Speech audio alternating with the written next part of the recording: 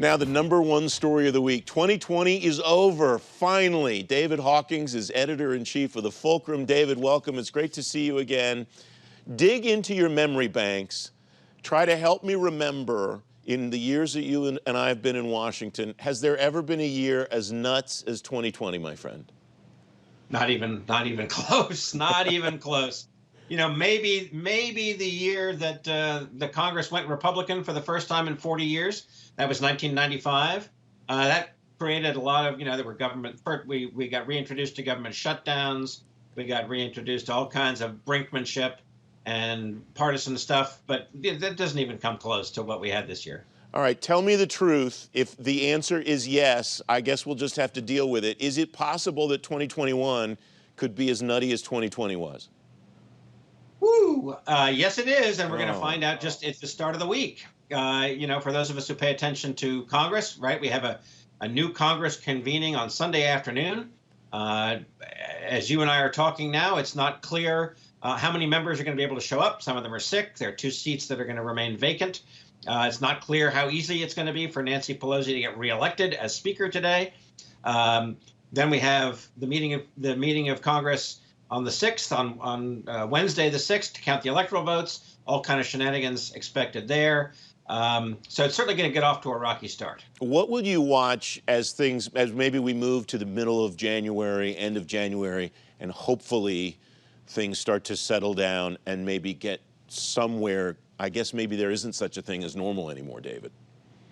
Right. So what's the new normal? We're not going to have a normal inauguration.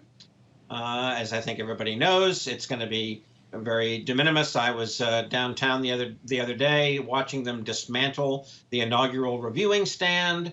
No parade. It's going to be something virtual that I don't think we know about yet. The new president is going to be sworn in on the west front of the Capitol like normal. No crowds. They're trying to discourage people from coming in. Now, that won't be normal. There's a whole fight about the budget. Is President Trump going to put out his own budget before he leaves? I think the answer to that is yes. Will anybody pay attention? No. Then the new president has to come in, submit a budget. What will we know is normal? I guess we'll know something's normal if, oh gosh, I don't know, man. If Congress adopts a budget resolution, boy, that's really pretty nerdy. But maybe, and of course, as you and I are speaking now, we don't know the results, and we won't for another couple of days, of the Georgia Senate elections. We won't know whether it's a Democratic Senate and therefore a Democratic Congress. I guess we'll know something's normal when Joe Biden comes to give his first speech before a joint session of Congress. It's not called a State of the Union address. Will he do that? Will there be some sort of return to normalcy in the budget process? That would feel awfully good in a weird way, if there's something normal like that. Is the overlay of about a minute left, is the overlay of all of this, David, that people get vaccinated and life at least kind of goes somewhat back to what we remember in February, early March of 2020? Yeah, well, sure. That's the big unknown. How fast will the vaccine arrive? How many different vaccines? The pace that they're on as we're speaking now is not nearly fast enough. I mean, 1 million a day sounds like an enormous number. It is an enormous number, but it's not enough to get the whole country vaccinated in anything like a return to normal in the middle of the year. I'm not sure when I'll ever ride Metro again.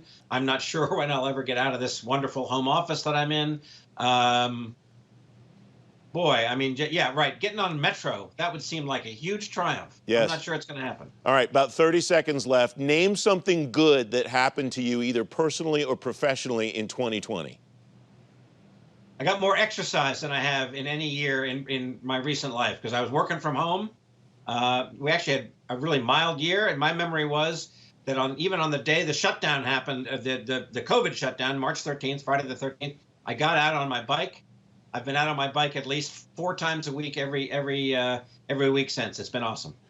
See, not everything in 2020 was terrible. David Hawkings, thanks very much as always. Thank you.